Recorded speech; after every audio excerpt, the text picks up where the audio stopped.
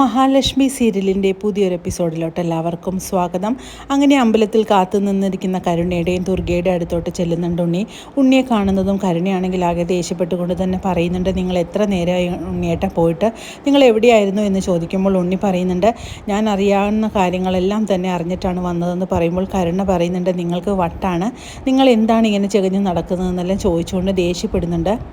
നീ കമലേശ്വരത്തോട്ട് തന്നെ പോകണ്ട എന്നും ഞാൻ നിൻ്റെ കൂടെ വരാമെന്നും അനന്ത് പറയുന്നത് കേട്ട് കണ്ണൻ പറയുന്നുണ്ട്, അതിൻ്റെ ഒന്നും ആവശ്യമില്ല, ഞാൻ മഹിയും കൂട്ടി പൊക്കോളാം, ഒരു കുഴപ്പവും സംഭവിക്കില്ല എന്നെല്ലാം പറയുകയാണ്. അങ്ങനെ മഹിയാണെങ്കിൽ എല്ലാവരോടും യാത്ര പറഞ്ഞിറങ്ങുന്നുണ്ട്. മഹി യാത്ര പറഞ്ഞിറങ്ങുന്നത് കണ്ട് ലേഖയ്ക്കാണെങ്കിൽ വളരെയേറെ സങ്കടമാകുന്നുണ്ട്.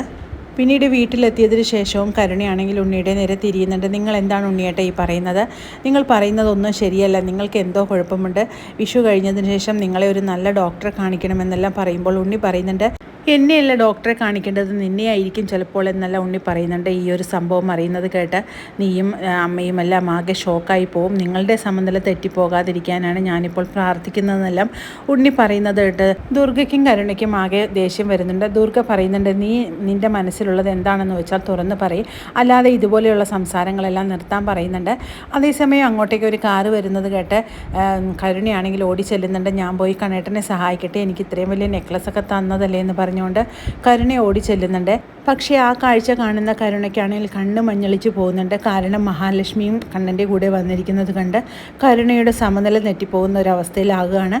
അങ്ങനെ കരുണയാണെങ്കിൽ ആകെ സ്തംഭിച്ച് തന്നെ നിൽക്കുന്നുണ്ട്. അങ്ങനെ കരുണ പെട്ടെന്ന് തന്നെ ദുർഗയെയും ഉണ്ണിയെല്ലാം വിളിച്ചുകൊണ്ട് വന്ന് കാണിക്കുന്നുണ്ട്. പക്ഷേ ദുർഗയും ഇത് കാണുന്നതും ആകെ സ്തംഭിച്ച് പോകുകയാണ്.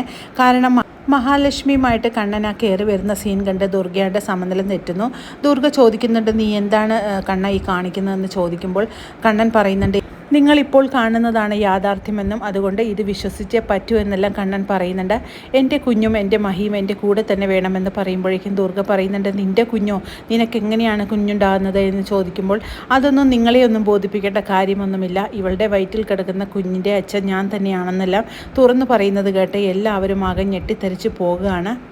എടാ കണ്ണ, നീ എന്താണ് പറയുന്നതെന്ന് ഞങ്ങൾക്ക് മനസ്സിലാകുന്നില്ല, ഇവളുടെ വയറ്റിൽ കിടക്കുന്ന കുഞ്ഞിൻ്റെ അച്ഛൻ നീയാണെന്ന് പറഞ്ഞിട്ട് ഞങ്ങൾക്ക് വിശ്വസിക്കാൻ പറ്റുന്നില്ല, അത് ഒരിക്കലും സത്യമല്ല എന്ന് ഞങ്ങൾക്കറിയാം, നീ ഞങ്ങളെ പറ്റിക്കാനായിട്ട് വെറുതെ പറയണ്ട എന്നെല്ലാം പറയുമ്പോൾ കമലേശ്വരത്തെ കണ്ണൻ്റെ കുഞ്ഞ് തന്നെയാണ് മഹാലക്ഷ്മിയുടെ വയറ്റിൽ കിടക്കുന്നത്, അതിനൊരു സംശയം ആർക്കും വേണ്ട എന്ന് വീണ്ടും വീണ്ടും കണ്ണൻ പറയുന്നത് കേട്ടാൽ ഞെട്ടിത്തെറിച്ച് പോകുന്നുണ്ട് കരുണയും ദുർഗയും.